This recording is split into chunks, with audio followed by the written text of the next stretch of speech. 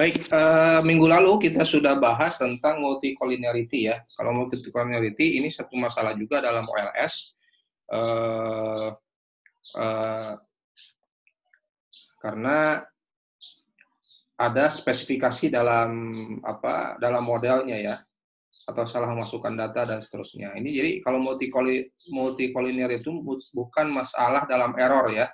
Nah, ada masalah lain dalam OLS ya. Yang ini terkait dengan karakter daripada error term-nya ya. Jadi kalau multi-call itu bukan masalah di error biasanya, hanya masalah korelasi antara variabel independen. Nah, kuliah kali ini kita akan bahas bahwa ada masalah yang lain, dua hal ya, terutama yang terkait error term-nya ya, yang ada masalah. Kalau error term-nya ada masalah, tentu saja nanti varians dari error terus standar errornya gitu ya, itu ada masalah juga, bisa underestimate, bisa overestimate ya.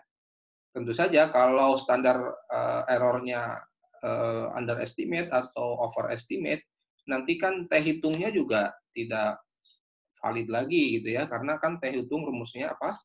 Koefisien dibagi standar error gitu ya. Sehingga koefisien bisa dihitung ya, tetapi validitas daripada tes statistik ini tidak reliable lagi gitu ya.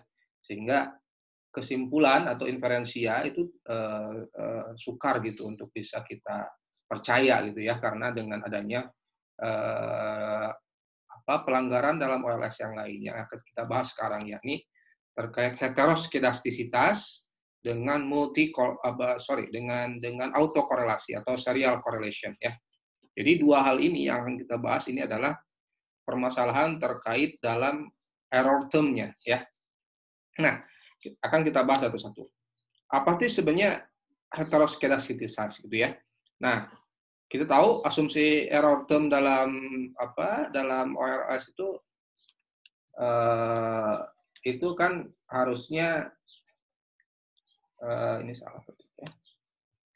Harusnya itu variansnya itu konstan ya. Kenapa varians konstan? Akan kita bahas ya, bahwa varians konstan ini namanya homoskedastis ya. Homoskedastis untuk setiap pengamatan dalam seluruh variabel independen XI gitu ya. Nah, kalau asumsi homoskedastisitas ini tidak dipenuhi, berarti kan dapat dikatakan bahwa error term itu heteroskedastik ya, heteroskedastis ya. Jadi hetero itu kan berbeda ya, skedastisitas itu variansnya ya. Jadi nanti kalau kita gambarkan dalam grafik itu kan gitu ya. Jadi tidak sama gitu variansnya untuk masing-masing observasi ya, pengamatan dalam variabel independennya. Atau kita sebut saja heteroskedastis itu bahwa varians error term gitu ya, ini sangat tergantung ya, tidak sama gitu ya, tidak sama. Makanya ini ada dengan variabel tertentu ya, bahwa variasi itu tidak homo gitu ya, tidak homoskedastis gitu ya. Nah, indikasinya karena apa sebenarnya ya heteroskedastisitas itu ya? Ini biasanya ya awalnya itu ditunjukkan oleh penyimpangan pengamatan dari garis regresi yang meningkat, menurun atau kombinasi keduanya. Nah, ini contohnya ya. Contohnya nah seperti ini. Ini yang benar tuh seperti ini ya. Error term ya. Error termnya itu homoskedastik ya. Nah, kalau yang error termnya heteroskedastisitas gitu atau heteroskedastik akan seperti ini distribusinya ya.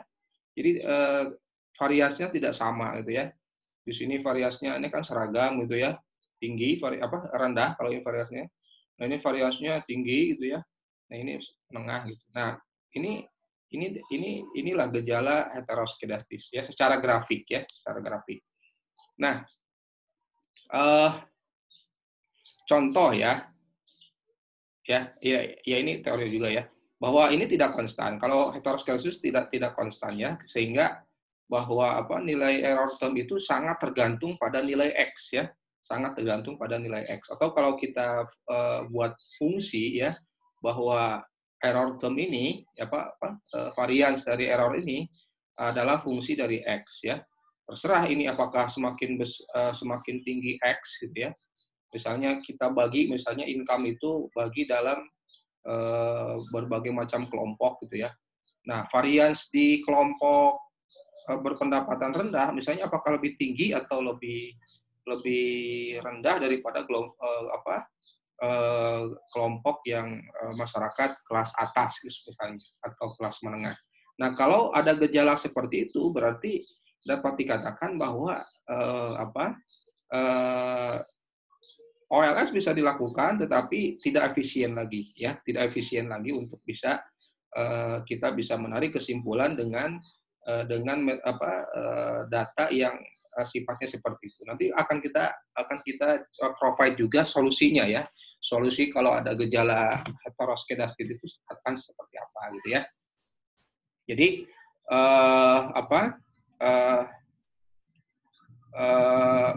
penerapan teknik econometrika ya,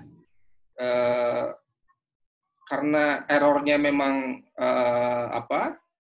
ini ya teorinya ya bahwa sigma error term itu ya akan sangat tergantung dengan k ya, di mana k itu adalah jumlah konstanta yang diestimasi dalam model. Itu ya. Jadi inti dari heteroskedasis itu ya. Jadi error term-nya setiap observasi ya di setiap golongan, di setiap level itu berbeda-beda. Gitu ya. Misalnya, ini gampangnya ya, intuisi kita sebagai orang ekonomi. Ini misalnya fungsi tabungan rumah tangga ya. Kita anggap fungsi tabungan adalah fungsi dari income ya, fungsi dari income ya. Nah, ini variance error-nya biasanya tidak konstan ya, karena secara teori kan seperti ini. Rumah tangga yang pendapatannya tinggi biasanya variasi tingkat pendapatan juga akan besar ya. Dengan pendapatan yang tinggi kan tentu dia punya karena affluence ya lebih bebas untuk memilih. Tingkat saving atau tingkat konsumsi juga akan sangat bervariasi gitu ya. Ya kalau dalam hal ini berarti kan tingkat savingnya yang akan bervariasi. Sementara ini secara teori ekonomi ya, ini coba dicek Racket model ya. Bila pendapatannya rendah ya, maka rumah tangga yang rendah itu cenderung menabung dalam jumlah yang relatif konstan atau tinggi lah ya, karena kan mereka itu jaga-jaga gitu ya. Dalam masyarakat yang rendah biasanya ini Racket model nih ya. Dan ini biasanya diperoleh juga atau diindikasikan dalam data income ya. Dalam data income, pola saving itu biasanya seperti ini. Kalau di golongan masyarakat rendah, misalnya 20% terendah, itu kalau di antara mereka itu pendapatannya misalnya naik, ya bagaimana pola savingnya? Biasanya saving itu langsung naik, ya. Atau pola savingnya bisa juga sebenarnya ini nggak harus ya, nggak harus terjadi Racket modal. Tetapi pola saving dalam masyarakat yang berpendapatan rendah dengan masyarakat yang berpendapatan tinggi itu akan berbeda gitu ya. Nah, bagi masyarakat berpendapatan tinggi cenderung mereka itu standar hidupnya yang sama gitu ya. Karena ingin C-nya yang sama gitu. C-nya yang sama. Kan biasanya kan saving itu kan dari sisa daripada disposable income dengan konsumsi yang sifatnya ya levelnya primer, sekunder, baru tersier. Bagi golongan masyarakat kaya, cenderung mereka itu lebih bebas ya untuk bisa menentukan pola savingnya gitu ya. Sedangkan bagi golongan masyarakat rendah ya itu relatif spend of savingnya itu relatif harus dijaga gitu ya, karena insecure kan, sehingga untuk mempertahankan konsumsi dalam periode tertentu mereka tuh harus ada simpanan. Bagi orang kaya mungkin ya relatif pertahankan saja konsumsinya ya. Nah, sehingga bagi masyarakat berpendapatan tinggi ya, error term itu akan tinggi ya dalam fungsi saving ya. Jadi error term dalam fungsi masyarakat yang apa? Yang levelnya tinggi gitu ya, itu akan relatif tinggi gitu ya. Variansnya ya. Dan apa? Bagi golongan masyarakat rendah itu relatif rendah gitu ya savingnya itu. Jadi relatif mereka itu konstan gitu ya menabung. Itu ya. Jadi kalau kita punya dataset ya, ini maksudnya dataset gitu ya, dataset saving dengan income. Nah, saving kalau kita bagi-bagi tuh ya 10% terbawah, kita sort dulu ya, 10% terbawah, 10% kedua, ketiga, keempat. Nah, pola-pola heteroskedastik itu biasanya terlihat ya, sehingga menyebabkan seperti ini ya. Kan bagusnya kan seperti ini. Nah, tetapi kan di masyarakat rendah ya cenderung seragam saving itu karena harus misalnya bahwa 30% itu harus kita simpan untuk saving gitu. Kita tidak tahu minggu depan atau bulan depan akan seperti apa. Jadi cenderung seragam saving itu. Sementara semakin meningkat pendapatan, nah ini semakin beragam gitu. Savingnya ya terserah kita, yang penting level konsumsinya ya. Level konsumsinya bisa apa? Kan mereka sudah dalam tanda petik sudah lewat lah kebutuhan primer, sekunder, dan tersier, sehingga pola savingnya itu tidak seragam lagi ya. Nah ini kan gejala namanya heteroskedastik namanya ya. Nah ini dalam asumsi OLS tidak boleh seperti ini, tidak boleh seperti ini. Tetapi dalam kenyataan data-data ekonomi itu, data-data yang perilaku masyarakat itu sering sekali menemukan gejala-gejala seperti ini, sehingga model-model misalnya model saving ya, hati-hati kita itu, atau konsumsi bahkan ya konsumsi itu harus kita cek apakah itu mempunyai pola mempunyai gejala heteroskedastis atau tidak. Kita tidak serta merta langsung saja kita estimasi lalu ketemu ini betanya, beta 0, beta 1, langsung hitungnya, langsung kita tarik kesimpulan tanpa harus melihat ininya perilaku dari error term-nya ya. Jadi harus dilihat error term untuk setiap level of income itu seperti apa polanya gitu ya. Nah ini juga sama ya, ada kasus yang lain ya. Kasus yang lain ini hours of typing practices dengan typing errors ya. Jadi ada polanya. Biasanya kalau di orang yang baru latihan tuh biasanya polanya tuh seragam gitu. Tapi ketika orang yang sudah jam tayangnya tinggi relatif misalnya ini relatif tidak ini relatif seragam ya. Ini mana yang lebih tinggi? Ini relatif lebih seragam ya daripada yang yang hours praktisnya sudah jam tayangnya tinggi, atau pilot misalnya ya. Jadi kesalahan-kesalahan itu kan biasanya akan menunjukkan pola yang atau density yang berbeda gitu ya, varians yang berbeda gitu ya. Nah, secara ekonomi atau secara intuisi memang wajar sekali memang ini terjadi heteroskedastis ini ya, karena ada learning modelnya gitu ya, karena kan proses manusia itu kan pasti dimulai dari stage yang rendah ya, terus belajar terus ya, atau kebutuhan misalnya untuk saving level bawah itu pastinya lebih supaya tidak insecure gitu ya, harus savingnya tinggi gitu ya. Sementara kalau sudah income-nya naik, maka relatif saving itu bukan masalah lagi gitu ya. Yang dipertahankan itu pola konsumsinya gitu kan. Bagi masyarakat bawah, pola konsumsi nggak apa-apa lah kita turunkan konsumsinya ya, yang BYD-nya itu, yang YD-nya itu, tetapi kita saving yang harus kita jaga ya.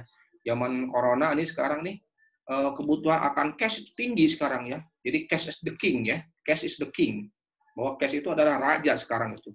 Orang itu nggak mau mungkin relatif simpan di bank juga ya, relatif apalagi misalnya di Jerman ya, setelah perang dunia itu cash is the king, orang tuh simpan mata uangnya tuh sangat tinggi gitu ya. Itu sampai sekarang bahkan orang Jerman itu relatif kepemilikan kartu kreditnya rendah karena mereka itu secara budaya dilatih untuk memegang cash gitu ya. Jadi kalau kalian belajar atau kuliah di sana tuh cenderung kepemilikan kartu kredit rendah. Beda dengan kita misalnya. Oke. Ada lagi masalah outlier ternyata ya. Jadi bisa juga masalah data ya, data collection bisa juga kan kita biasnya banyaknya di bawah ya, atau banyaknya yang tinggi gitu kan, atau masalah samplingnya yang salah gitu, ambilnya yang saving rate-nya tinggi ya, ambilnya misalnya, atau sebaliknya gitu ya. Nah, bisa juga ada presence of outliers. Kalau outliers ada, ya nanti kan kita lihat nih, cek nih datanya nih, itu kan pasti akan menyebabkan variasinya kan tinggi juga. Ya, di samping rata-rata juga variasinya juga akan semakin tinggi, semakin bervariatif gitu ya. Padahal sebenarnya kalau tidak ada outliers, tidak akan ditemukan gejala seperti itu. Ya. Bisa juga ada data transformasinya yang tidak apa, yang tidak betul gitu ya, yang salah gitu ya. Skewness-nya juga ya. Nah, ini misalnya ada outliers kan terlihat nih. Kalau ini kan bisa mengganggu rata-rata, bisa juga mengganggu keragaman. Kalau hilangkan outliers ini, ya, maka sebenarnya data itu seragam sebenarnya ya untuk level income. Tetapi kalau misalnya kita memasukkan data ini, maka inilah yang mengganggu. Data ini mengganggu. Makanya kalau nanti kalian dalam penelitian cek nih sebelum data sebelum kalian melakukan estimasi, cek dulu datanya, plotting dulu datanya. Seperti ini enggak? Nah, kalau ada masalah ini, kadang-kadang kita harus menghilangkan data outliers ini. Atau kita ada treatment khusus lah ya, untuk bisa, karena ini akan sangat mengganggu, ya, akan mengganggu nanti ke kesimpulan gitu. Samping rata-ratanya juga beda, juga nanti kualitas dari teh hitung atau tes statistik yang kita raih itu akan buruk gitu ya, sehingga inferensianya akan lemah ya. Ini banyak sekali kasus-kasus kayak gini. Atau sebenarnya bukan datanya yang salah, kali misalnya salah input misalnya, nambah 01 atau 2 kan itu sangat fatal gitu ya. Makanya cek dulu sebelum melakukan estimasi gitu ya. Nah, apa sih konsekuensinya? Saya sudah tadi bilang ya. Kalau variansinya tidak minimum atau tidak konstan lah ya gitu ya, maka prediksinya akan tidak efisien. Kenapa? Karena varians error yang tinggi tentu standar error akan tinggi. Ya, kalau standar error tinggi, maka tes statistik gimana? Tes statistik itu B atau koefisien ya, koefisien regresi per standar deviasi akan underestimate karena kan pembilangnya atau penyebutnya akan tinggi kan, sehingga teh hitung itu cenderung rendah ya, cenderung rendah. Jadi datanya tes statistiknya tidak signifikan gitu ya, variabel B ini tidak signifikan. Loh kenapa ya? Padahal masa sih gak signifikan gitu. Nah ini gejala data tersebut ada heteroskedastisitas, ada model tersebut ada heteroskedastisitas, sehingga uji T itu apakah bisa valid gitu ya, apakah bisa digunakan gitu ya, apakah valid gitu kan. Jadi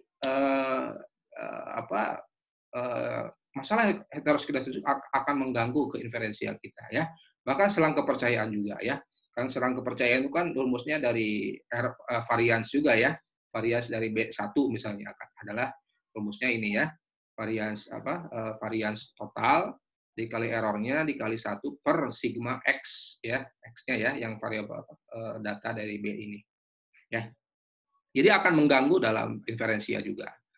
Nah, sebagaimana cara deteksinya? Tentu saja nah, biasanya ya, ingat, misalnya biasanya tuh data income, data saving, data konsumsi, kan kita bagi tuh ada yang sifatnya yang misalnya ya, yang misalnya ada masyarakat golongan rendah, berpendapatan bawah, menengah, tinggi. Nah, kalau kita masukkan semua golongan masyarakat itu ke dalam satu data gitu ya, nah itu kemungkinan heteroskedastisitas itu akan sangat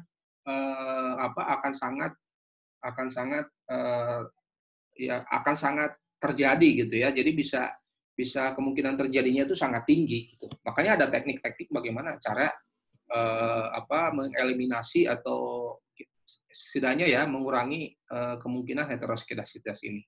Jadi lihat dulu kalau data kita seperti ini, berarti ada kemungkinan data itu atau model ini mengandung masalah heteroskedastisitas. Yang kedua, pakai grafik seperti tadi ya, pakai grafik sih, ya bahkan bisa kita buat skewness ya, jadi variasinya ya, atau kita plot dulu semua, kita data income, data ini itu kita kita sort dulu semua ya, berdasarkan misalnya saving berdasarkan income, kita sort dulu, lalu kita bagi misalnya data itu, kita hitung variasinya masing-masing ya. Nah, kalau variasinya itu berbeda, nah ada kemungkinan itu adalah terjadi masalah heteroskedastisitas. Itu lebih precise lagi ya, lebih eksak lagi gitu ya kalau kita hitung varians di masing-masing level of income gitu ya. Itu. Nah, yang lebih precise lagi ada yang ditawarkan oleh Spearman ya. Sebenarnya bukan Spearman sih, kita bisa menggunakan uji selang korelasi Spearman ya. Nah, ini ada dalam Ifuse juga ada ya. Jadi kita punya model misalnya ini konsumsi ya. Nah, kita punya data sisaannya atau U-nya ya. Ini salah sisaannya ya. Sajalah di sini ya. Kita ya. Nah, baru itu diurutkan ya. Kan tiap kemarin sudah kita bahas ya. Error term itu kemudian kita sort ya. Kita sort ya berdasarkan X ya. Berdasarkan X. Tentu yang positif negatifnya kita hilangkan ya. Kita remove karena kita kan tidak concern kepada positif atau negatif, yang penting jaraknya ya, jaraknya error term ke predicted value gitu ya. Nah, kemudian masing-masing dihitung koefisien korelasi Spearman-nya ya. Ini ada rumusnya. Nah, kalau koefisiennya tinggi, nah ini adalah ada indikasi heteroskedastisitas ya. Nah, ini kemudian dibandingkan dengan S ya, S hitung ya. Jadi R ini nanti dibandingkan dengan S, di mana S itu ini kan T statistik dalam 5%, ini sebenarnya bisa 1,76 ya per akar N-1. Nah, jika R lebih besar dari S, ini adalah gejala heteroskedastisitas gitu ya. Jadi bisa dengan teknik seperti ini. Ya. Bisa juga ada teknik yang lain namanya Goldfeld Quant test ya. Ini dua orang ya, ada Goldfeld dengan Quant-nya gitu. Nah, kalau ini sampel itu dibagi dua gitu ya, dengan jumlah pengamatan yang sama. Jadi observasinya dibagi dua ya. Jadi kita sort dulu ya. Kita sort dulu dari yang terbesar sampai terkecil ya, terserah mau yang terbesar juga boleh. Lalu ini simpel dibagi dua gitu ya. Dibagi dua. Nah, yang bagian tengahnya ya, ini gampang kalau di dalam contoh ya. Yang bagian tengahnya kita kan punya misalnya 100 ya. 100 kan dibagi 2, 50 50. Nah, yang bagian tengahnya berarti kan 20 sampai 25%-nya berarti sekitar ya 20 atau 25 data yang di tengah setelah di sort ini ya kita hilangkan. Ya, buat apa? Biar itu kan biasanya kalau yang di tengah kan relatif min-nya kan. Jadi kita hilangkan, berarti kan kita ambil taruh kita 20% ya yang dihilangkan, berarti kan yang tengahnya berapa? Berarti 40% bawah gitu ya, dan 40% atas gitu ya. Nah, itu yang kita bandingkan. Nah, kalau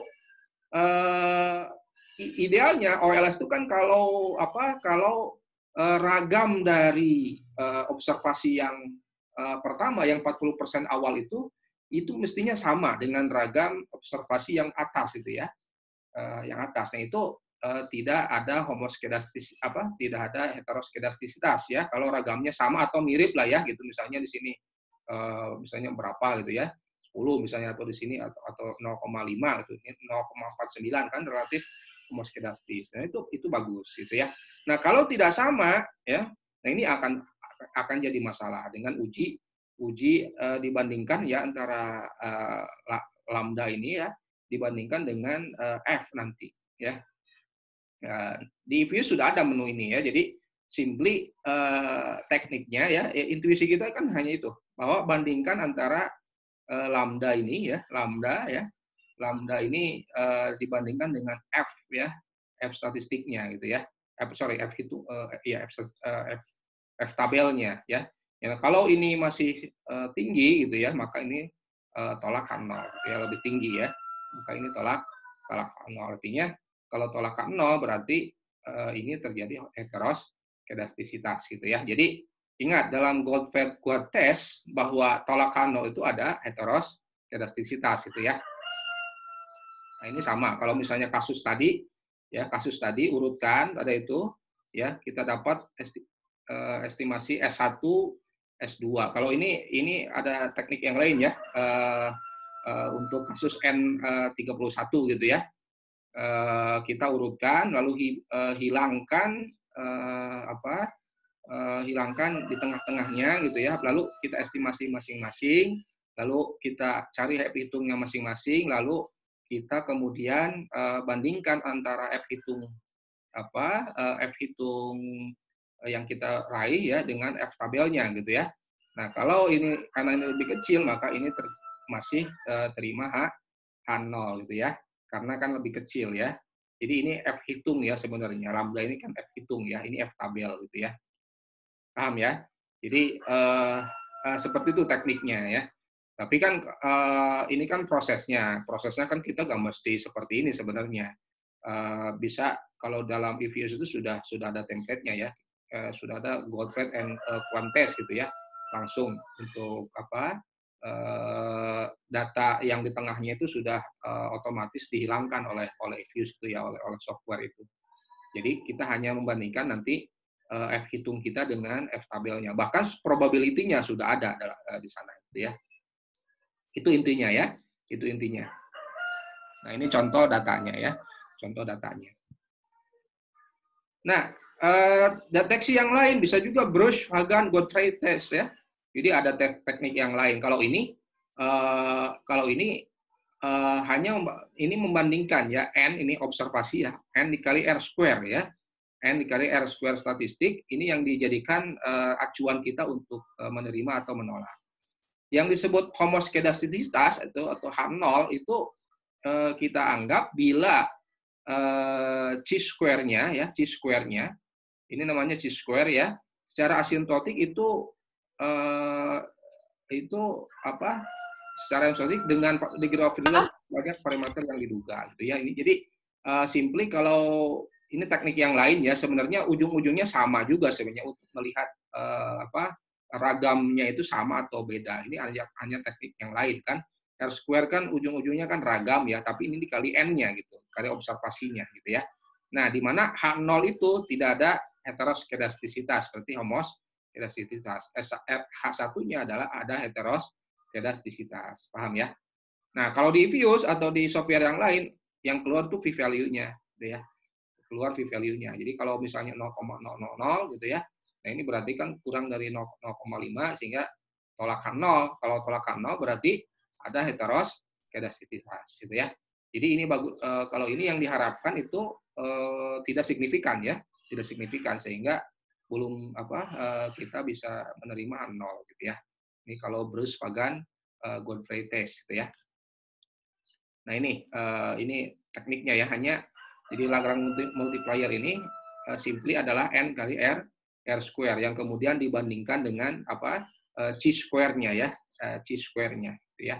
Jadi membandingkan N kali R ya, N itu observasi di sini ya, observasi dikalikan R square-nya dibandingkan dengan chi-square tabel gitu ya.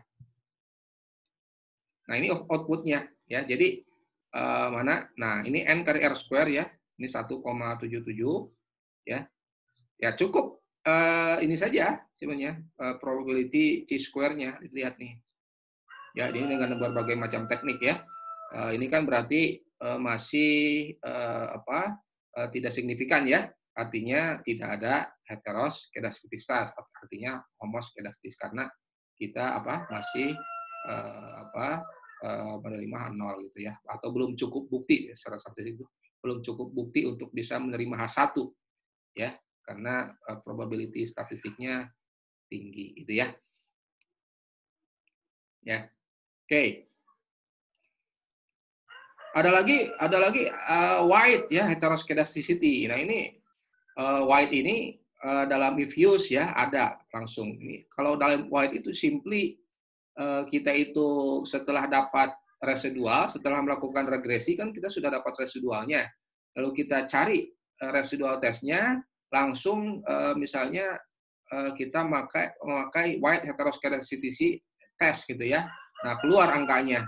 Ya, keluar angkanya, maka langsung keluar probability-nya gitu ya, probability-nya. Nah, contohnya weight test ini adalah seperti ini. Ini bagusnya kalian cek di Ifuse tuh weight heteroscedasticity test itu apa ya, membandingkan apa dengan apa. Ini probability-nya tolakan 0 berarti ya, tolakan 0 gitu ya. Jadi kalau ini hanya satu contoh ya, bisa juga dengan weight heteroscedasticity. Memakai uji mana? Biasanya uji itu konsisten ya. Biasanya uji itu konsisten. Setiap uji itu ya yang sampai 4 itu konsisten. Nah, kalau misalnya tidak ada yang konsisten, ada yang konsisten, ada yang berbeda, satu ya pilih aja mayoritasnya gitu ya. Voting sajalah kalau gitu. 3/4 kan lebih bagus berbanyak 3 ya, berarti yang 3 itu menyebut tidak ada heteroskedastisitas gitu ya. Yang satu ada, ya udah kita ambil yang 3. Ini kenapa di provide banyak gitu kan. Sama kayak kita nanti dalam ekonometrika time series ada uji selang ya, leg optimum. Nah, itu sebenarnya kita pilih saja yang di voting gitu ya, dengan berbagai macam uji gitu ya. Sama uji heteroskedastis juga kita voting juga gitu ya, bisa. Tapi biasanya konsisten rata-rata. Ya, bahkan ada sekarang bagaimana treatment-nya? Ya, kan masalah treatment nih. Kalau kita berdasarkan uji ini ternyata ada heteroskedastisitas gitu ya. Bagaimana treatment-nya? Biasanya yang paling banyak dilakukan itu dengan weighted least square. Jadi ini OLS juga sebenarnya, cuman datanya itu kita boboti gitu ya, kita weighted ya, weighted. Ya, atau kita menggunakan teknik yang lain. Nah, ini akan kalian bahas ini dalam ekonometrika nanti ya, ekonometrika 2 ya, lanjutan atau Arch-Gauge ya. Arch-Gauge ya, ini teknik Arch-Gauge ya. Ini sebenarnya OLS juga, tapi sebenarnya ini weighted juga sebenarnya. Arch-Gauge ini weighted ya. Tapi ini lebih simpel. Nah, weighted itu kira-kira seperti ini ya. Misalnya kita mentransformasi ya errornya itu ketika ketika errornya misalnya ada heteroskedastisitas gitu ya, kita weighted saja semua nih. Y1 per X1 sama ya dengan dibagi X1 semua gitu ya. B0 per X1 kan, terus plus B1 per X1 kan hilang ya X1-nya gitu kan. Plus U1 per X1. Jadi semuanya di weighted gitu ya. Dibagi dengan X1 gitu ya. Maka kalau kasus ketika expected value dari error term itu ya, itu fungsi dari error term-nya itu sendiri gitu ya. Error term-nya itu sendiri, sehingga kita bagi saja itu dengan semua X1 gitu ya. Nah, kalau kasusnya expected value dari variance error-nya ini adalah fungsi dari X kuadrat gitu ya. Jadi polanya, kalau ini X kuadrat ya, ini fungsi dari X-nya, tentu kita baginya dengan akar X semua ya. Jadi kalau ini tergantung ya, tergantung nilai expected value dari variance error-nya gitu ya. Maka kita bisa bagi dengan entah X1 atau akar X1. Ini teknik ya.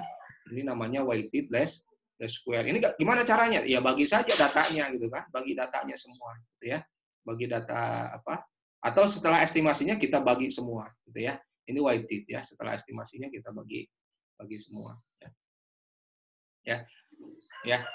Jadi views bisa ada gunakan regresi weighted ya. Kita spesifikkan model seperti yang semula ya. Lalu kita kasih option atau beri tanda weighted ya.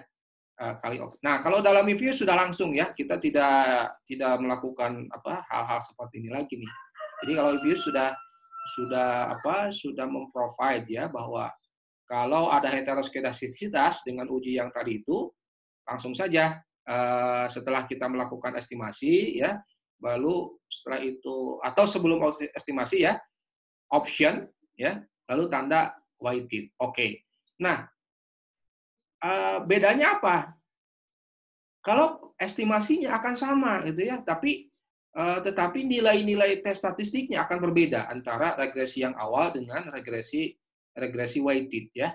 Jadi nilai B1, B2 dan seterusnya itu sama, tetapi nilai teh hitungnya akan berbeda. Kan tidak berbeda kan antara ini kan hanya ini nilainya sama ya. Nah, paham ya? Jadi kalau kita melakukan weighted ya atau pembobotan dalam apa diffuse, parameter estimasinya akan sama. Yang akan berbeda itu adalah nilai-nilai standar deviasinya, standar errornya, yang terkait error pokoknya ya. Teh hitungnya akan berbeda, R square-nya akan berbeda. Ya. Jelas ya? Ada pertanyaan terkait heteroskedastisitas? Mungkin di apa nanti di mana di praktikum mungkin sudah belajar ya cara menghitungnya gitu ya atau bagaimana aplikasi di softwarenya ya. Mudah-mudahan bisa kalian belajar sampai sana ya.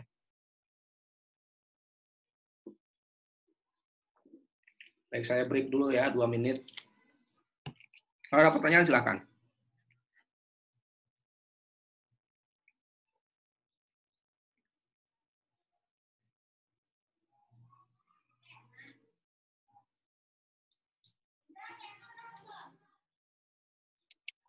Pak, izin bertanya. Ya. Tadi kan ada 4 cara uji heteroskedastisitas itu, Pak. Berarti 4-4-nya itu harus dikerjain, Pak? Atau pilih salah satu gitu? Ya, kalau diffuse ada, pakai aja semua. Ya. Oh. Biasanya konsisten, biasanya. Maksudnya, kalau kesimpulannya, biasanya ujungnya tuh, ya, either misalnya ada heteroskedastik atau tidak, itu biasanya sama. Nah, kalau ada yang konflik, satu atau dua, atau satu lah misalnya ya, ambil aja yang mayoritas. Itu ada semua ya, ada semua diffuse. Jadi coba kalian buka diffuse-nya ya. Nah itu ada satu-satunya ada semua itu ada ya, semua itu ada. Nah kalau kalian lakukan uji itu berarti di kerangka teori ya, atau di metodologi pindahkan tuh formula-formula di diffuse itu bahwa kita itu melakukan uji heteroskedastisitas berdasarkan teknik-teknik atau formula-formula seperti ini, gitu ya. Karena bisa jadi bisa berbeda gitu, yang white di diffuse dengan white di SPSS ya. Biasanya berbedanya hanya misalnya n minus 1, kalau di sana hanya bagi n ya, atau n minus 1 minus k gitu. Tapi secara ini sebenarnya tidak ada masalah gitu ya. Atau ada penyempurnaan dari white-nya. Ini kan sebenarnya mereka diambil dari jurnal ya, kemudian formula itu diimplementasikan dalam software gitu ya. Gitu. Jadi pakai aja semua, apa susahnya kan? Kita kan hanya bukan suruh menghitungnya kan? Kita kan hanya dicari F statistiknya itu kan, P value-nya itu kan. Ya, sesimpel itu gitu. Baik, Pak. Terima kasih.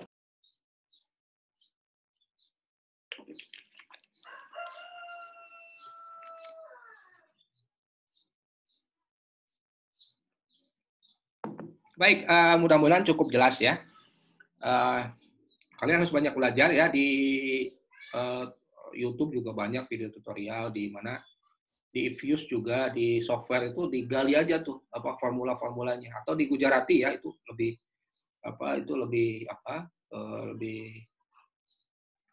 runut lagi gitu ya, runut lagi ya, termasuk gambar-gambar itu saya tadi ambil juga dari buku-buku textbook ya. Jadi kalian jangan, saya kan hanya memandu kalian untuk bisa menggali dari sumber-sumber yang biasa dijadikan standar gitu ya.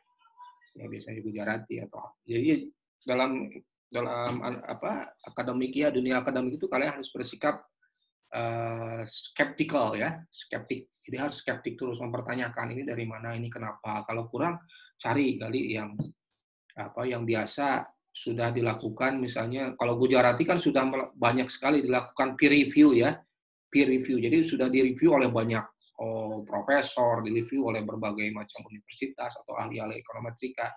Nah ini yang biasanya buku yang laku, yang biasa jadi standar itu biasanya ini pakai nih, sudah benar ini ya.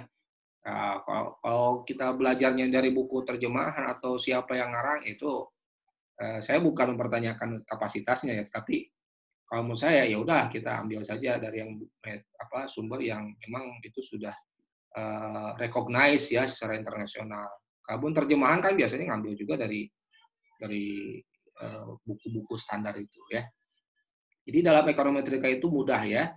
Beda dengan misalnya ilmu-ilmu yang sifatnya isu ya. Tapi kalau ekonometrika terus mikro makro itu kan relatif bukunya itu sudah established ya, sudah ada secara internasional yang recognize itu ya, sudah bisa kalian runut ya, bisa kalian refer ya. Nah, oke, kita sekarang akan bahas permasalahan dalam error term yang lain ya. Ini autokorelasi namanya. Kita tahu auto berarti auto ini bukan otomatis ya, tapi di antara mereka sendiri ya, di antara mereka sendiri ya. Correlation, ada korelasi. Korelasi itu apa sih? Datanya atau errornya? Nah, ini errornya ya. Namanya itu atau nama lainnya bisa juga banyak orang menyebut itu dalam tanda kurung, karena ini biasanya terjadi dalam time series ya, biasanya korelasi itu. Jadi kalau data kalian time series biasanya itu terjadi serial correlation. Kalau kita tahu serial itu kan berarti berseri gitu ya, berarti kan ini masalah data serial, data time ya. Jadi bahwa serial sekarang ya, episode sekarang kan kalau dalam sinetron kan seperti itu ya. Sinetron misalnya episode 500 misalnya, yang dulu tuh ada sinetron apa tuh? Yang Cinta Fitri misalnya ya. Ya, episode 500 tentu saja adalah sambungan dari episode 499. Ya, atau data makro misalnya. Data makro kan sama juga, atau data stok misalnya, atau GDP. Ya, data GDP itu kan sebenarnya data ibarat stok di gudang kan, data GDP itu. Jadi di mana kalau stok di gudang, misalnya sekarang stok di gudang dalam bulan apa nih? Bulan Oktober ya.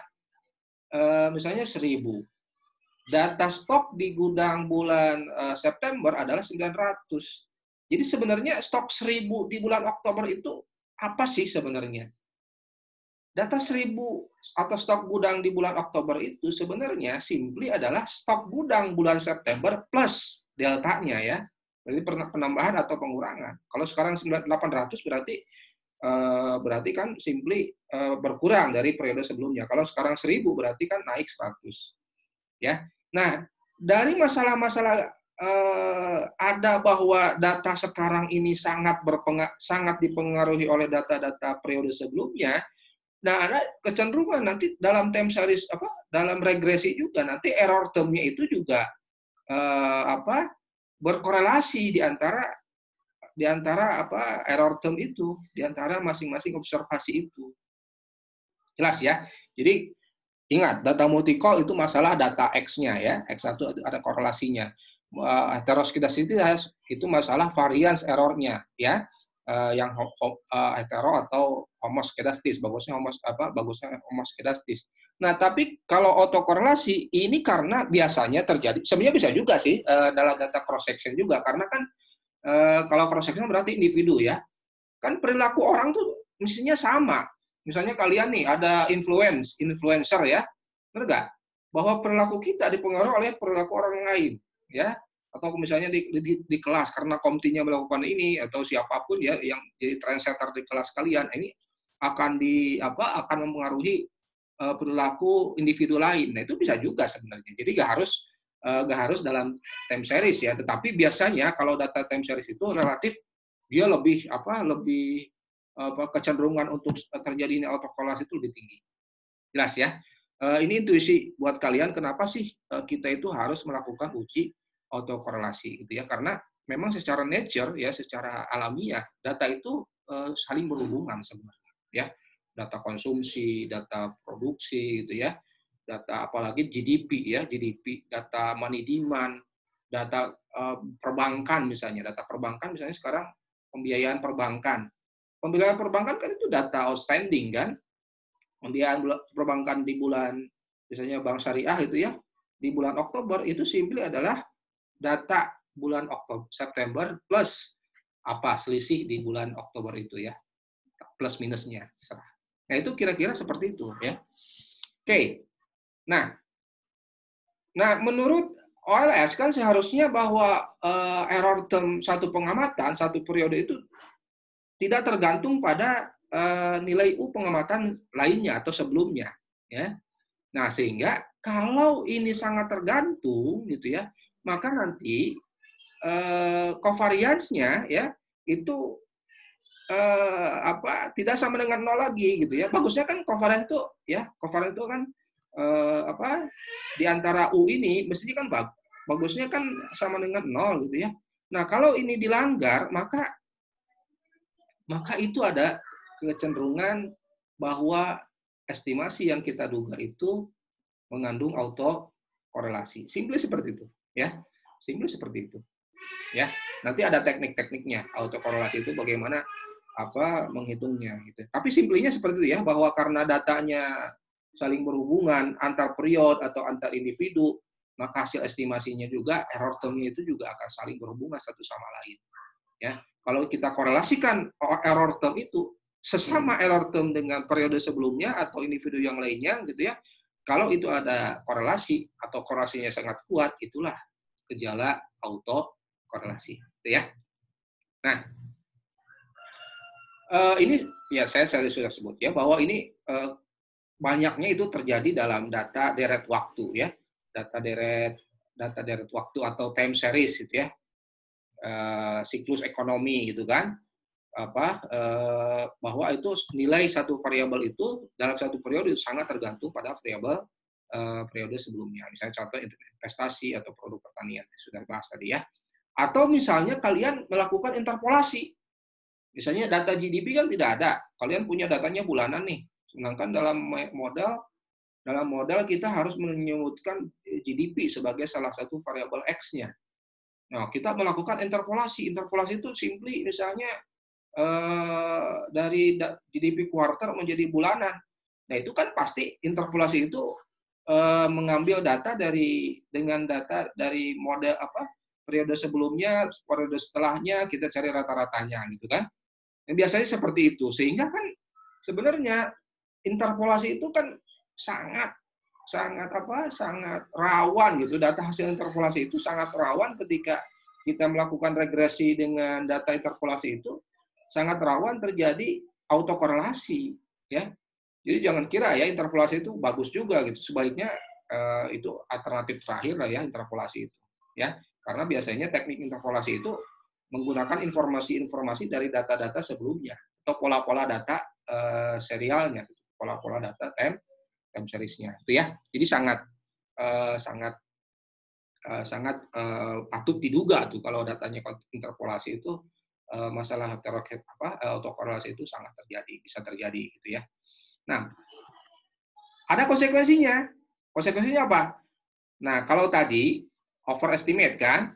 Nah, kalau dengan autokorelasi variansnya itu bisa underestimate gitu ya. Bisa underestimate. Underestimate itu apa? Lebih kecil dari nilai varians yang sebenarnya. Benar nggak? Nah, sehingga standar deviasi itu akan underestimate juga kan. Kalau standar deviasi kan simply akar dari varians kan. Akar dari varians. Nah, kalau standar deviasinya underestimate, artinya apa? Artinya apa? Prediksi oleh ES itu tidak efisien juga. Karena apa? Kita hitung kan adalah B ya, atau koefisien per standar error kan. Error, sehingga kan kalau standar errornya terlalu underestimate, terlalu rendah, ya terlalu rendah, kecenderungannya nih, hitungnya tinggi. Kalau hitung tinggi artinya apa? Kecenderungan satu variabel itu signifikan gitu. Kecenderungannya signifikan. Padahal kenyataannya bisa jadi tidak signifikan. Ya, jadi seolah-olah hasil estimasi ya masing-masing itu B1, B2 dan seterusnya itu signifikan. Padahal sebenarnya tidak.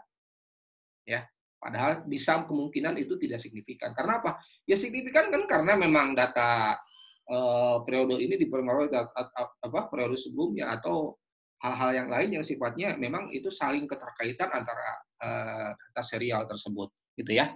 Jadi itu inti dari autokorelasi itu bisa berbahaya juga gitu dalam mengambil kesimpulan kalau uji autokorelasi tidak kita lakukan gitu ya. Nah, deteksinya seperti apa? Nah, ini yang paling umum sih ya. Bukan paling umum, paling klasik sebenarnya. Kalau saya sih tidak hanya pakai ini, tapi ada teknik yang lain ya. Ini yang paling umum ya. Ini Durbin Watson ya.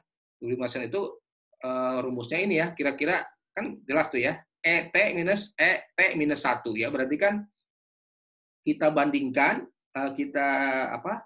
Kita apa? Kita ukur jarak T dengan periode sebelumnya. Dan ini semuanya T minus I sebenarnya ya. T minus I sebenarnya bisa TI gitu ya, bisa simply misalnya sekarang 2000 dikurangi 2001, 2000 kurangi 1999 gitu ya. 199 kurangi 1998 gitu ya. Terus sehingga kita punya data T minus 1 dan kemudian ini dikuadratkan. Dan ini kemudian dibagi dengan sigma error square-nya. Berarti kan sum square error ini ya. Ini sum square error nih. Jadi kalau kita ingin cari D, gampang ya.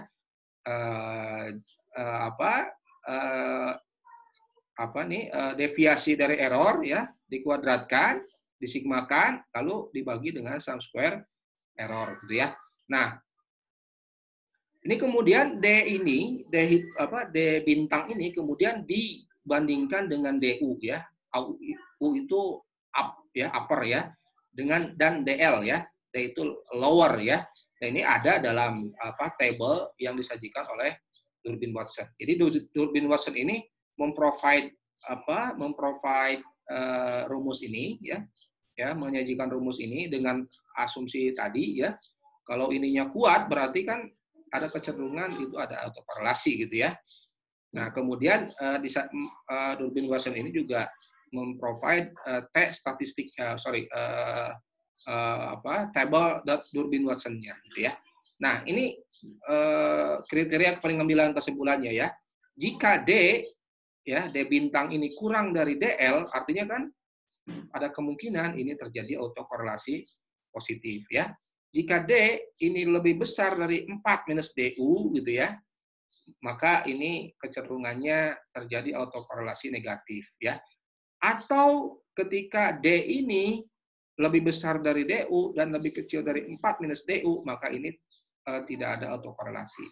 Makanya ini di sekitar 2 biasanya ya. Jadi nilai-nilai itu biasanya 2 ya, di sekitar 2. Jadi simply seperti itu ya. Jadi kalau Durbin Watson itu yang bagus itu di sekitar 2 ya. Jadi itu rule of thumb-nya ya kalau dalam intuisi kita ya. Kalau kemarin tes statistik itu biasanya kan di atas 2 juga. Nah, Durbin Watson juga di sekitar 2 juga gitu ya. Mudahnya seperti itu. Nah, ini kira-kira terima H0 itu ya, H0 yang pertama dengan H0 yang kedua atau kedua-duanya itu di sekitar zona 2 ini ya. Sekitar zona 2 ini. Artinya kalau kita terima H0 berarti tidak ada autokorelasi baik positif atau negatif gitu ya. Nah, sementara kalau kurang dari 2 jauh sekali misalnya 0, sekian atau misalnya 4,4 misalnya atau 7 misalnya nilai Durbin Watson statistiknya. Nah, ini kemungkinan ada korelasi. Jadi kita kan tidak concern ya apakah korelasi positif atau negatif. Yang namanya autokorelasi kan autokorelasi saja gitu kan. Nah, jadi daerah-daerah yang bagus itu adalah daerah-daerah sekitar 2 sini ya. Itu simpelnya gitu ya, intuisi kita itu. Sementara yang sangat rendah atau sangat tinggi gitu ya. Nah, ini adalah zona-zona autokorelasi positif atau zona-zona autokorelasi negatif gitu ya. Nah, ada juga sih zona indecision, nggak ada keputusan ya. Sebenarnya ya bisa juga kita putuskan lah ya kalau sekitar 2 gitu ya. Oke. Nah, ini kalau dalam Evius mudah ya. Kalau dalam Evius langsung keluar kita estimasi sebenarnya ya dari estimasi misalnya MD ya, money demand merupakan fungsi dari C, GDP, R, suku bunga ya, exchange rate dan CPI. Nah, ini kan data time series nih. Ya, datanya time series nih dari tahun 91 misalnya bulan Januari sampai 2003 bulan Desember ya, ini sampelnya nih. Berarti observasinya ada 156 gitu ya, cara bacanya ya. Ini data time series. Jadi kemungkinan ini itu ada autokorelasi. Coba lihat nilai Durbin Watson statistiknya. Ini ada di Fuse ya. Nah, Durbin Watson statistik 0,24. Nah, kira-kira apa ini? Hanifia. Ini kira-kira apa ini? Hanifia. Kira-kira apa ini keputusannya? Ada autokorelasi. Nah, positif, negatif? Negatif. Masa? 0, sekian. Positif. Nah, artinya antara error itu korelasinya positif gitu loh ya. Antara serial error itu kalau kita korelasikan itu positif. Coba gampang saja sebenarnya. Dari ini kan ketemu nih ya, dari estimasi ini kalau di Fuse make residual series itu ya, resid baru korelasikan, serial korelasi nilainya positif. Ya. Tapi kalau di Fuse sudah ada langsung nilai Durbin Watson itu sudah keluar ya. Ya, pasti ini kalau di Fuse itu seperti ini ya. Jadi rule of thumb-nya gitu aja. Sekitar 2 nggak? 1,98 oke. Atau 2,01 oke gitu ya. Atau 2,1, 2,2 atau 1,9 gitu ya. Itu nggak ada autokorelasi. Jelas ya? Jadi itu teknik Durbin Watson ya. Nah, ini sudah kita bahas ya. 0,24 itu sangat kecil ya bahwa terjadi positif serial correlation. Ya, bisa juga menggunakan teknik yang lain. Ini Bruce Godfrey, Pak Godfrey ini sangat rajin ya melakukan uji. Tadi juga di hetero juga beliau juga memprovide ya, ada uji heteroskedastisitas ya. Nah, Bruce Godfrey ini juga memprovide ya, tapi dengan menggunakan LM test ya, Lagrange multiplier test gitu ya. Nah, beliau ini simply dengan menggunakan lag gitu ya. Jadi uji LM ini sebenarnya ya memasukkan lag, kemudian dihasilkan nilai kriteria ya, namanya Akaike ya, Akaike juga ya, yang paling kecil. Semakin kecil maka itu semakin baik. Jadi kalau nilai Akaike tinggi itu berarti kan sebenarnya ada korelasi.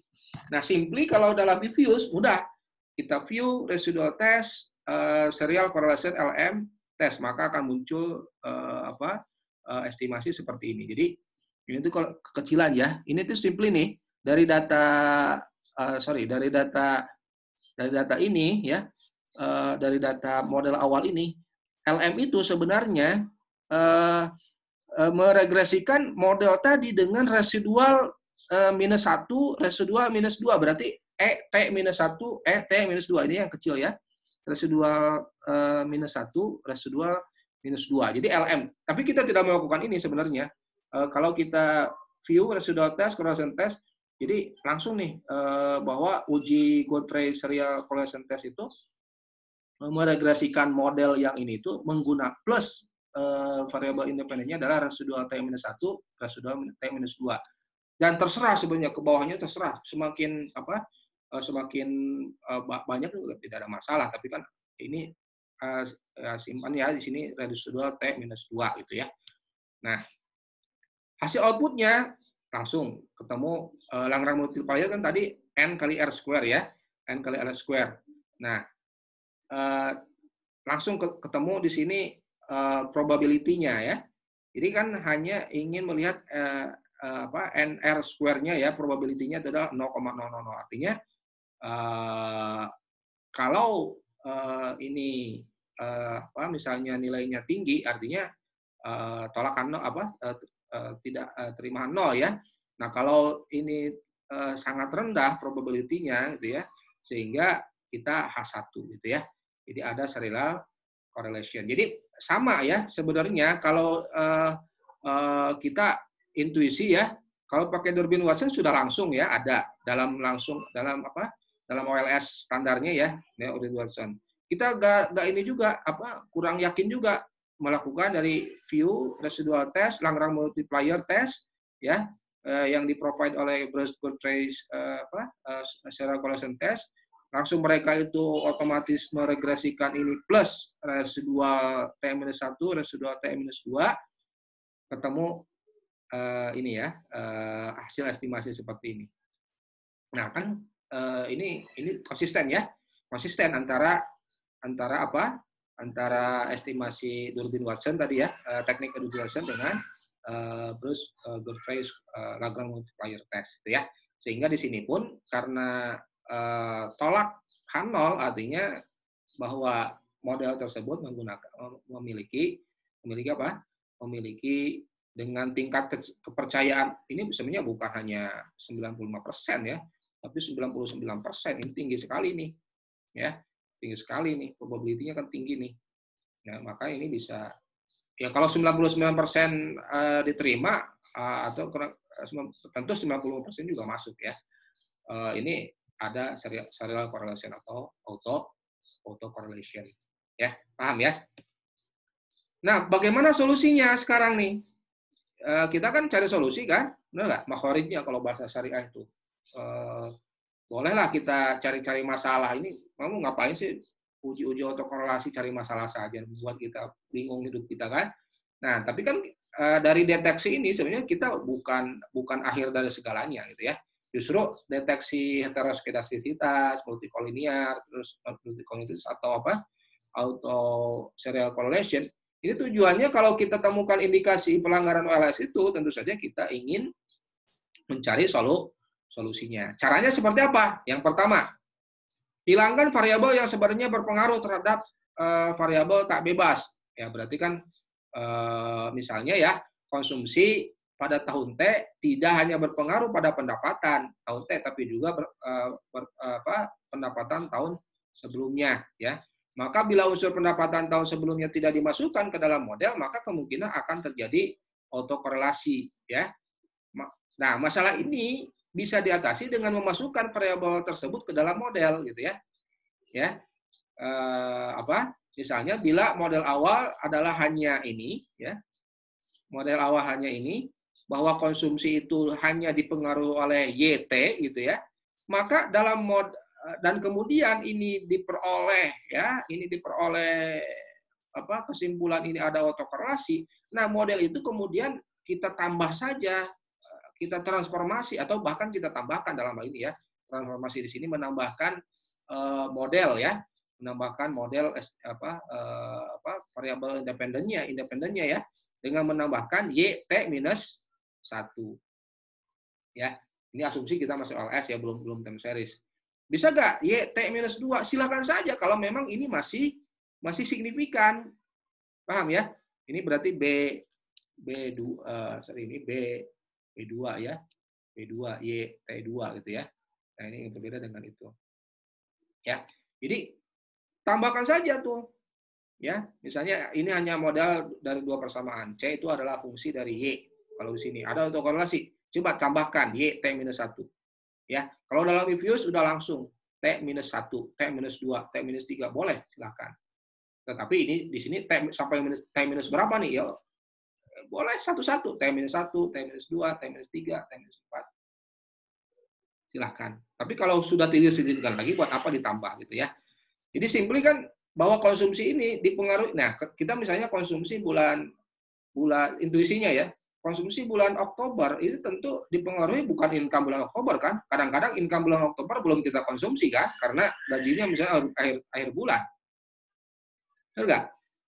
Justru yang berpengaruh adalah bahwa konsumsi bulan Oktober ini dipengaruhinya oleh konsumsi income bulan September. Bahkan bukan hanya bulan September, tapi income juga bulan Agustus dan seterusnya. Itu idenya ya. Jadi secara intuisi juga memang betul seperti itu sih. Ya, jadi kalau tidak kita masukkan lag-nya ini ya, dan ini data lag disebutnya, maka data itu bisa model ini bisa ada autokorelasi gitu ya. Ya. Jadi bisa juga itu cara yang pertama ya. Bisa juga kita transformasi model itu dengan model yang lainnya ya, misalnya dari model linear ya ke model non linear. Ya, ke model non linear. Sebentar, kalian tahu nggak cara seperti ini secara Excel? Mestinya tahu ya. Mestinya tahu ya. Jadi kalau di Excel itu seperti inilah. Oh, nggak bisa. Oh, saya masih nunggu ya. Ya, jadi bisa kita ganti model linear ke model non-linear. Non-linear itu apa? Pakai kuadratnya berarti di sini, ya. Di sini ternyata bukan hanya y-nya, tapi juga model plus y kuadrat. Karena ternyata modelnya itu adalah bukan hanya model linear gitu ya. Bukan hanya model linear gitu. Paham ya? Nah, ini ya, misalnya x-nya ya. Kalau x minus 1 itu artinya apa sih? X minus 1 itu? Nah, ini x minus 1 itu simply seperti ini, ya. Nah, jadi sebut x minus 1 itu gini. Kita geser saja datanya. Sorry, ini enggak ini ya.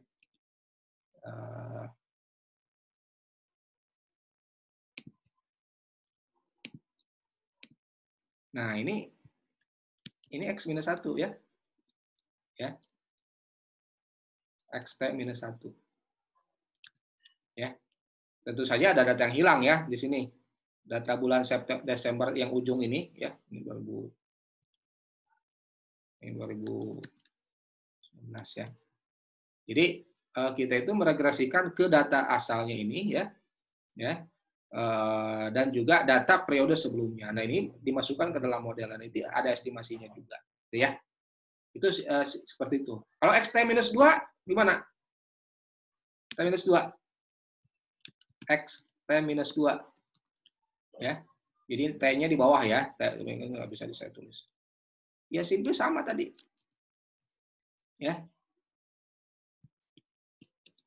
Jadi yang kita pakai adalah periode sebelumnya. Di sini tentu saja nggak ada data ya. Jadi observasinya hilang gitu ya. Jadi kita hanya bisa meregresikan dari sini ke bawah. Ya. Jadi bahwa data bulan Maret ini ya kita ambil dari data X-nya bukan hanya X periode Maret gitu ya. Tapi juga X periode dari bulan Januari. Sampai X-T-N atau I misalnya apa gitu ya. Tetapi kalau sudah agak signifikan, misalnya X-T- sudah tidak signifikan, nggak usah lagi. Ya, nggak usah lagi kalau tidak signifikan. Nah, ini kalau masih signifikan, ya udah terus aja. Ya, itu namanya level optimum namanya. Kalau dalam time series nanti nggak tahu di time series di Comet 2 ya. Jadi simply seperti itu ya. Jadi menambah Xt-1 ini kasusnya hanya satu periode ya. Tapi bisa juga periode-periode yang lain kita tambah. Ya. Nah, kalau modelnya ini dijadikan non linear seperti apa?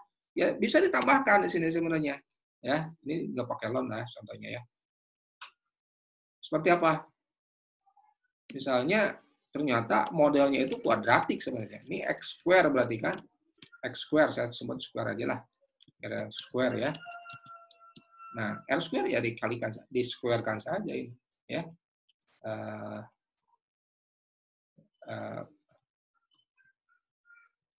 Pangkat. Mana pangkat? Nah, ya. Nah, ini. Terus di-square-kan ke bawah. Ya. Nah, kira-kira seperti itu. Jadi, modelnya bisa misalnya dengan leg-nya, ya, bisa juga data tersebut tuh kita satu variabel independen itu kita square-kan karena secara intuisi sebenarnya ini itu bukan model linear sebenarnya. Ada nggak yang bukan model linear? Banyak. Fungsi produksi itu biasanya bukan model linear ya. Jadi terus, tapi atau siklus perusahaan kan biasanya bukan model linear ya. Jadi ada siklusnya, ya. Konsumsi juga sama sebenarnya. Bukan model linear sebenarnya, itu model kuadratik gitu ya. Jadi ada konsumsi optimum ya. Kita itu tidak bisa berkonsumsi lagi atau penambahan konsumsinya akan menurun dengan menambahnya income. Itu kan bukan model linear kan. Jadi tidak tidak langsung seperti ini, wah naik income kita 1 juta, maka Y-nya juga C-nya juga naik sebesar itu. Padahal kan nanti ada turning point gitu ya dalam income tertentu bahwa konsumsi itu kita tidak nambah lagi ya. Atau penambahan konsumsinya itu kurang dari penambahan income ya. Jelas ya. Jadi modal itu kita non-linearkan bisa ya. Atau menambahkan kuadrat dari X-nya gitu ya. Jelas ya? Itu teknik yang lain. Bisa juga kesalahan dalam spesifikasi errornya, ya. Misalnya kondisi iklim yang kurang baik menyebabkan produksi pertanian menurun, gitu ya. Nah, ini akan berpengaruh pada variabel-variabel yang lainnya. Sehingga bila kita menganggap expected value dari error term, ya, serial correlation itu 0, berarti kita telah melakukan kesalahan dalam spesifikasi, gitu ya. Jadi sebenarnya data-data siklikal ini, ya, data-data siklikal itulah juga yang menyebabkan masalah autokorelasi itu, gitu ya. Ya, jadi untuk model autokorelasi ini, wah, ini tekniknya akan berbeda lagi, ya. Ini kita transformasi model itu terus sampai X-2, ya. X-nya juga kita regresikan lagi dengan X periode sebelumnya, gitu ya. Ya, bahkan XK itu kita regresikan dengan terus sampai X, ya. Jadi ini meregresikan X dengan X sendiri, gitu ya. Meregresikan X dengan X sendiri, gitu ya. Ini boleh terus sampai kita punya persamaan reduce form yang banyak, gitu ya. Nah, itu bisa dengan metode seperti itu. Nah, kalau yang ini kan hanya regresinya menambahkan Y-nya, gitu ya. Tapi kalau ini kita mempunyai persamaan simultan sebenarnya, bahwa Y ini adalah fungsi dari X, ya, Xt-1, Xt-2, X, di mana X itu adalah fungsi dari Xt-1 plus Xt- dan seterusnya, gitu ya. Jadi persamaan simultan, gitu ya. Jadi bisa dengan teknik, kalau datanya siklikal itu bisa dengan seperti itu, gitu ya. Itu teknik saja sebenarnya. Tapi yang umum itu ini, ya, dua hal ini. Jadi meregresikan dengan lag-nya, ya, lag variable independent-nya, atau mentransformasi model itu menjadi model non-linear, ya. Ini contohnya, ya. Ini misalnya menambahkan autoregresif, ya, atau lag, ya. Menambahkan autoregresif. Nah, ini contohnya nih. Bahwa tadi, ya, kalau ini bukan, ya. Kalau ini lag dependent variable, ya. Kalau ini DMD. DMD itu lag-nya, ya, sebenarnya. DMD itu delta money demand. Berarti kan kalau money demand berarti data money demand-nya. Kalau DMD berarti data lag-nya, ya. Data lag itu apa? Ya ini, ya, data lag-nya, ya. Jadi money demand periode tersebut dikurangi periode sebelumnya. Lag berapa? Tergantung. Nah, nah ini lag, ya. Ini lag 1 berarti DMD nih. Kalau lag 2 gimana? Berarti kan misalnya kalau lag 2 berarti gimana? Maret dikurangi Januari, bisa kan? Jadi bukan dikurangi sebelumnya, bisa juga Maret dikurangi Januari misalnya, atau Maret dikurangi Desember, boleh. Itu namanya lag 1, lag 2, lag 3, dan seterusnya, gitu ya. Nah, coba kalian cek nih, DMD itu apa dalam Diffuse, ya. Namanya itu differencing, ya. Ya, ini melakukan differencing, jadi mendiferensikan data itu dengan variabel-variabel sebelumnya. Ini namanya autoregresif, ya. Autoregresif itu mengurangi data tersebut dengan periode sebelumnya. Ya. Jadi kalau autoregresif 1 artinya mengurangi variabel tersebut dengan satu periode sebelumnya. Kalau AR-nya 2, autoregresif 2 artinya mengurangi data periode tersebut dengan data 2 periode sebelumnya, ya. Ya, jadi berarti kalau sekarang Oktober dikuranginya dengan bulan Agustus, ya. Kalau autoregresifnya 3, ini dikurangi data Oktober ini dikurangi dengan data bulan 3 bulan sebelumnya, bulan Juli, ya, seperti itu. Nah, ini wajar dalam ekonomi dalam secara makro juga wajar, secara intuisi juga wajar, ya, bahwa keputusan kita nih ini sangat tergantung oleh 3 bulan sebelumnya, gitu ya. Sangat tergantung oleh data 3 bulan sebelumnya. Kalau siklus data di gajinya itu misalnya 3 bulanan, ada juga kayak gitu. Atau misalnya tenaga kontrak kan bisa juga seperti itu. Di gajinya per 3 bulan. Atau pertanian misalnya, ya. Pertanian kan input produksi terus naik, tetapi kan output tiap 3 bulan kan. Ya, jadi output input pertanian yang sekarang ini, yang kita provide ke pertanian itu, baru hasilnya 3 bulan kemudian. Artinya data misalnya bulan Desember itu dipengaruhi oleh data 3 bulan sebelumnya. Ya, jadi itu secara intuisi juga memang ada gitu ya,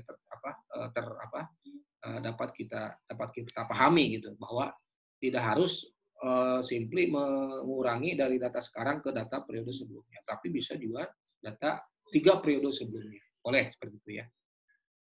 Ya, ini contohnya ya. Nah, dengan menggunakan meregresikan difference-nya, ternyata tidak ada lagi masalah auto korelasi. Misalnya dengan baik dengan uji D-nya, kan uji D-nya kan, uji Durbin Watson-nya kan 2,2 gitu ya. Ya, berarti kan sekitar 2. Wah, ya, auto korelasi. Kurang puas juga dengan metode Bruce Godfrey serial correlation LM test.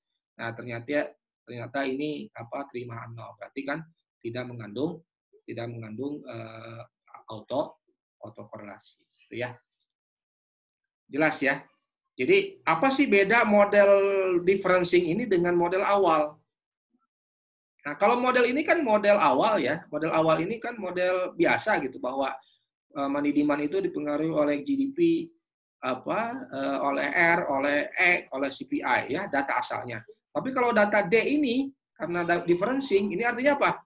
Pertambahan money demand itu dipengaruhi oleh pertambahan GDP, dipengaruhi oleh pertambahan perbedaan R square periode sebelumnya ya, atau perbedaan dari exchange rate. Ini kan data growth sebenarnya, benar nggak? Jadi ini data ini make sense juga untuk kita untuk kita representasikan ya. Misalnya kalau kalian punya data revenue misalnya. Kalau data revenue kalau dikurangi antara revenue artinya apa? Ya berarti growth dari revenue kan sebenarnya. Kalau DMD itu kan sebenarnya delta DMD-nya gitu ya, delta money demand-nya. Itu kan kalau kita ini kan itu kan bisa mendekati growth gitu ya. Jelas ya. Jadi fungsi ini sangat berguna juga ketika kita melakukan differencing gitu ya.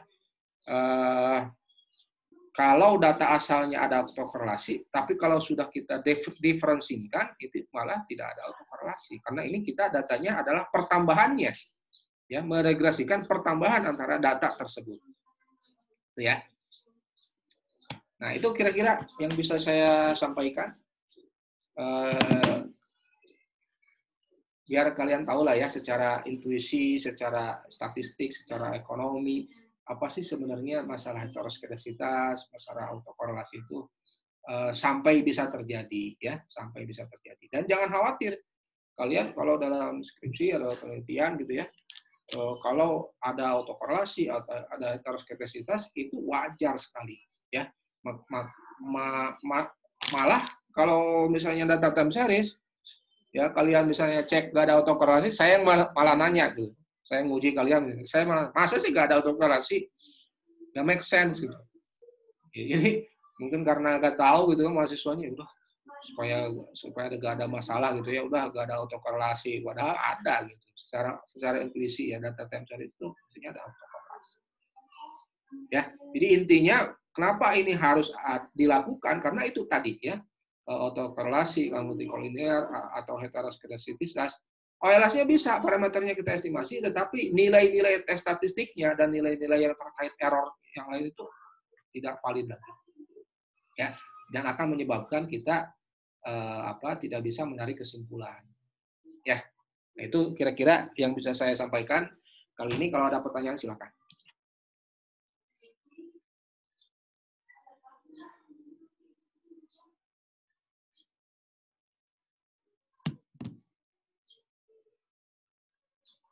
Halo, gimana? Bingung nggak? Saya tanya nih. Nabila, Pak mau bertanya.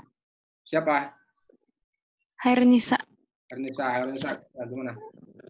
Iya Pak, jadi yang di pendeteksian autokorelasi kan ada Durbin Watson. Nah, nanti kita cari pakai if-use atau stata. Terus itu yang keluarnya langsung nilai Durbin Watson-nya ya Pak? Ya. Iya. Ya. Terus nanti kan kita cari nilai DU sama DL-nya di tabel ya Pak ya? Di tabel tentang yang D upper-nya sama D lower-nya. Kemudian kita posisikan si nilai Durbin Watson-nya di mana, baru kita mengambil keputusan gitu ya Pak, sesuai dengan wilayah-wilayah tersebut. Jadi nggak bisa, maaf Pak, jadi nggak bisa langsung, misalnya kita udah ketemu nih Durbin Watson-nya, terus kita nggak bisa langsung ngambil keputusan karena kita nggak tahu batasan-batasannya apa ya. Jadi harus tahu wilayah-wilayah DU-nya sama DL. Iya, iya. Jadi ini kalau dalam buku statistik Walpole mungkin ada nih ya, atau apa, coba cek deh Durbin Watson apa asalnya ya, asalnya papernya tuh ada itu, mereka provide tabel statistiknya ya, tes statistiknya itu, apa statistiknya gitu ya. Ya makanya saya tadi bilang ke kalian itu ya, rule of thumb-nya ya, nah sekitar 2 ini gitulah gampangnya gitu kan. Kita kan melakukan banyak sekali regresi ya, benar nggak, seperti ini. Nah, yang paling mudah Durbin Watson ini kan paling mudah kan, 0, sekian atau 0,1, 0,9 aja masih ada autokorelasi positif ya, atau 5, sekian udah autokorelasi positif ya. Jadi ini kan di belakang layarnya nih, di belakang layarnya. Kira-kira kalau sangat rendah sekali ya, ini autokorelasi positif. Kalau sangat tinggi ya, itu autokorelasi negatif. Itu ya. Wilayahnya adalah sekitar 2. Ya. Masalah ininya di belakang ya, kalau kita rujuk ya ujung-ujungnya ini ya, nanti coba cek Durbin Watson yang asalnya, atau di Gujarati ada juga sebenarnya. Ya. Jadi untuk memudahkan itu saja. Dari hasil estimasi itu udah langsung Durbin Watson ya. Wah, ada autokorelasi gitu ya. Ada autokorelasi. Jadi itu kan sebenarnya rumus. Tapi kalian harus tahu kenapa sih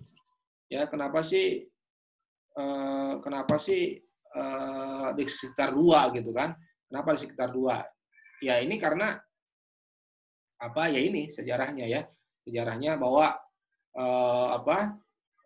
ini kan kalau kita ini coba deh cek, ada turunannya ya. Intinya kan ini kan serial correlation ya. Serial correlation nih dibandingkan dengan sum square error-nya. Nah, kenapa ini muncul 4 ya? Kenapa ini muncul 4? Nah, ini kan penurunan dari sini sebenarnya ya. Jadi ujung-ujung kenapa 4? Nah, 4 itu kan 4 minus DU. DU itu kan sekitar 2 juga gitu kan.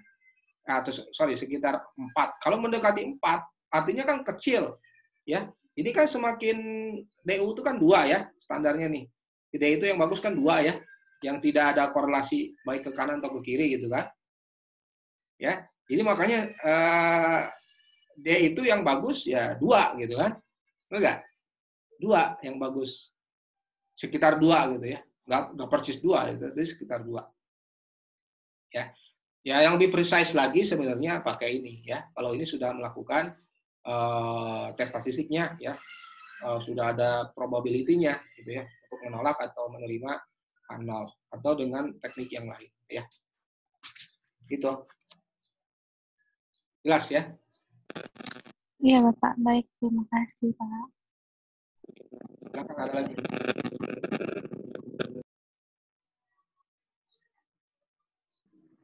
Pak, izin bertanya. Silakan, siapa? Nabila, Pak. Nabila, ya. Jadi, kalau misalkan kita temuin kasus di mana nilai D-nya itu ada di zona tidak berkeputusan. Nah, itu yang harus dilakuin sama datanya itu gimana, Pak? Nah, itu. Soalnya kita nggak tentuin. Itu kelemahan dari Durbin Watson. Ini kan paling klasik sekali ya. Durbin Watson itu klasik sekali nih. Ya. Tetapi kan kalau dengan uji yang lain, makanya saya cek. Kenapa kita provide banyak sekali teknik pengujian ya. Ya, kalau nggak ada indecision, berarti kan kelemahan Durbin Watson nih. Menyisakan zona indecision ya. Dua zona indecision gitu ya. Di sini kan. Maksudnya nggak punya keputusan. Ya mungkin mereka ini belum di zona ini kami nggak punya keputusan lah. Ini diserahkan ke masing-masing gitu ya. Bukan nggak ada keputusan sebenarnya. Mesti kita langsung memutuskan. Tapi itu diserahkan ke masing-masing gitu. Bagi mereka nggak ada decision-nya. Makanya kita provide teknik yang lain gitu ya, yang lebih precise. Kalau ini kan lebih precise nih. Bruce-Godfrey serial correlation. Nah, ini motivasi Bruce-Godfrey LM test ini sebenarnya itu juga, bahwa dengan melakukan Durbin Watson ternyata ada 2 zona nih yang nggak punya decision. Mestinya tidak seperti itu dong. Kita tentukan dong. Makanya beliau ini basisnya bukan dari residual, bukan berdasarkan metodologinya, simply bukan ini gitu ya, tetapi hal yang berbeda gitu ya, di mana mereka itu meregresikan dengan data itu dengan dengan residual T-1, residual T-2 ya. Hasilnya nanti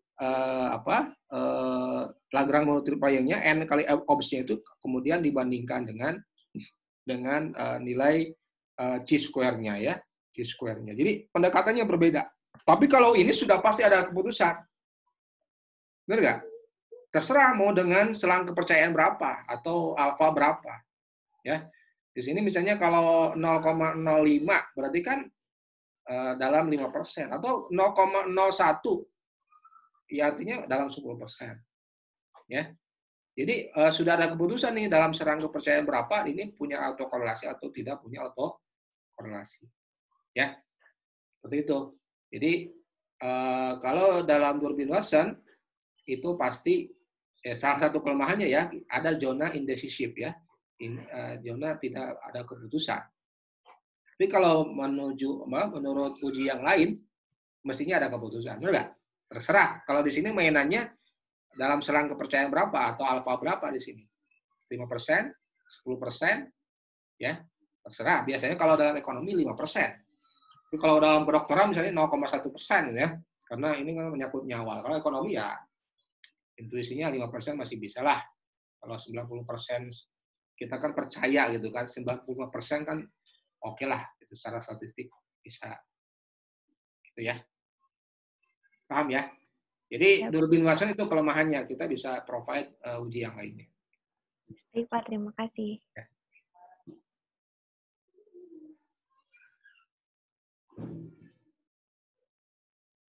Ada lagi yang lainnya?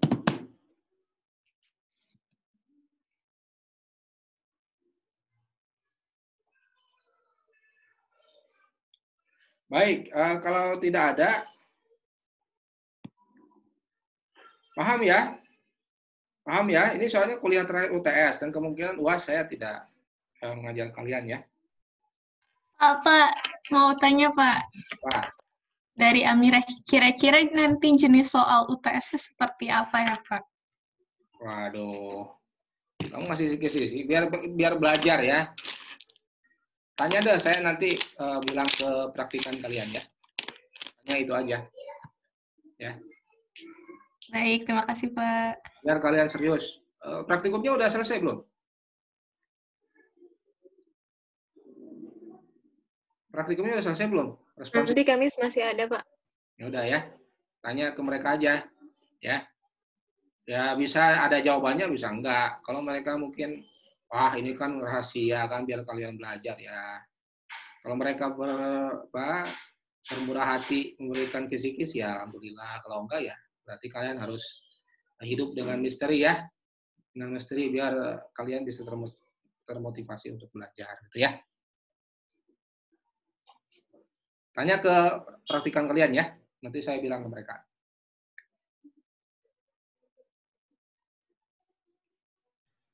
Bapak, saya mau nanya. Siapa? Rushidah, Pak. Ya. Jadi kan tadi Bapak bilang yang Durbin Watson, misalkan dia nilainya sekitaran 2. Itu maksudnya sekitaran 2 tuh sampai berapa ya Pak? Misal atau 2,5 itu udah udah termasuk tidak autokorelasi. Tapi kalau 2,7 udah ada autokorelasi atau seperti apa ya Pak? Tergantung. Jadi DUDL ini bisa berubah-ubah ya. Menurut Durbin Watson ini tergantung dari datanya ya. Jadi DUDL ini nanti kalau datanya ini DU-nya berapa, DL-nya berapa gitu ya. Paham ya? Jadi sekitar 2-nya terserah. Mungkin saya nggak bisa menentukan gitu ya. Jadi kalau menurut Durbin Watson berarti kan ya ketemu DUDL-nya dulu gitu sehingga bisa menentukan ada autokorelasi atau tidaknya gitu ya. Jadi data DUDL ini dihasilkan dari penghitungan ya, perhitungan. Ya. Berdasarkan jenis jumlah N-nya gitu ya. Jumlah ininya dan seterusnya. Paham ya? Jadi tergantung karakternya. Nah, coba deh kalian baca tabel Durbin-Watson ya, DUDL itu seperti apa gitu ya. Yang baik Pak, terima kasih.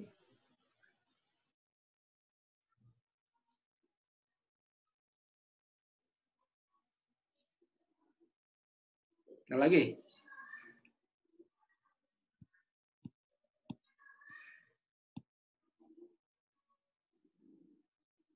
Nadia Salma, paham nggak? Nadia Salma paham nggak? Ada Nadia? Ada, Pak. Paham nggak?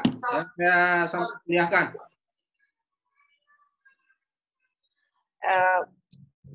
Dikit sih, Pak. Saya nggak paham banget.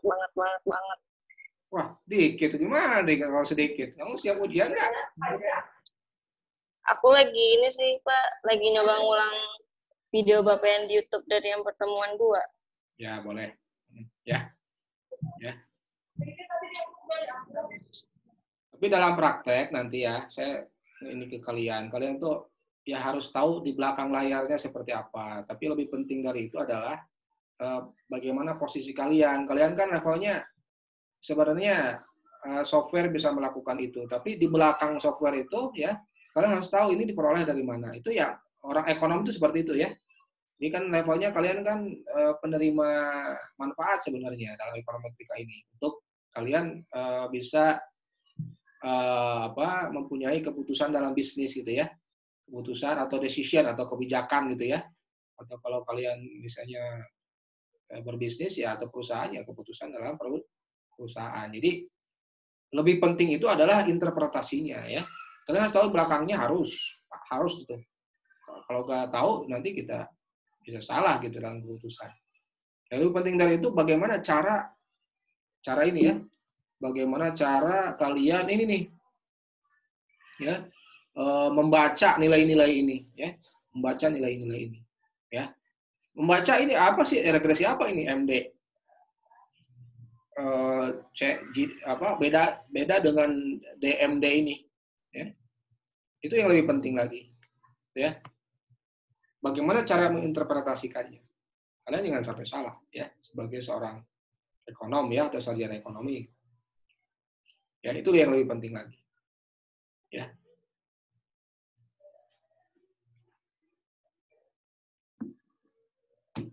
Ada lagi pertanyaan? Baik. Kalau tidak ada lagi pertanyaan, saya tutup kuliah terakhir ya, UTS ini. Ya, saya berharap kalian bisa belajar lebih serius ya, belajar ekonometrika ini sebenarnya bukan ilmu yang sulit juga sih kalau menurut saya ya. Asal kalian tahu gitu ya prosesnya seperti apa. Perhitungannya kalau dulu saya ngitung sendiri pakai matriks kalau S2, tapi sekarang kan ada software ya. Jadi kita tidak bukan masalah lagi menghitung sekarang itu. Justru masalahnya bagaimana menginterpretasikan dan bagaimana kita memodifikasi model, bagaimana kita melakukan transformasi model yang saya sebut tadi itu ya. Bagaimana kita punya solusi dari ada satu permasalahan gitu ya. Kita harus tahu positioning kita di mana. Gitu ya. Itu yang lebih penting lagi. Perhitungannya, tekniknya bisa dilakukan oleh bantuan software gitu ya.